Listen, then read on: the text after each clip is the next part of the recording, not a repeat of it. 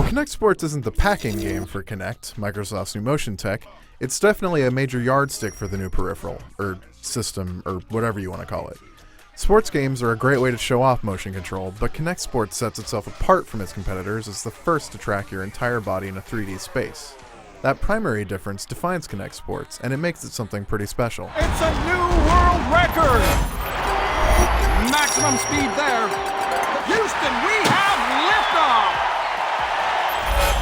Kinect Sports casts the Xbox 360's avatars in a sort of Olympic festival. The graphics are cartoony, but slick enough in their own way, and there's a very particular kind of inoffensive friendliness everywhere.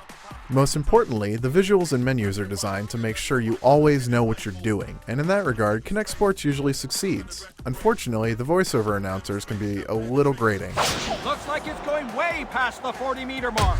An athlete with unbelievable style. And to be honest, all the product placement in the game is kinda gross. It doesn't directly affect gameplay, but it's everywhere, and it's distracting.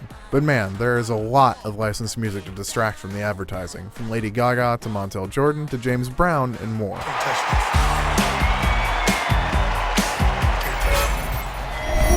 His team are totally dominating.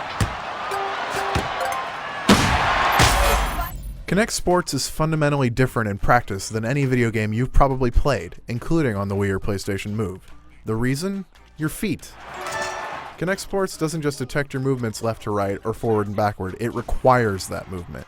Some of Kinect Sports games are more abstract than others. Track and field events have a lot of running and jumping in place, but the javelin toss and discus throw are nice changes of pace. While these events and others, like bowling, are fun enough, though maybe not as robust as the button-oriented competitions offerings, Kinect Sports really comes together when you're playing a game that requires you to move from one spot.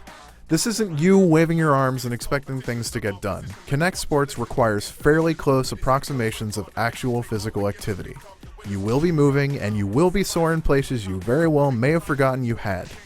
But once you realize that minor changes in technique or style for things like kicks in soccer, or paddle technique in table tennis can yield big results, Kinect Sports clicks. Once it does, Kinect Sports is a great time.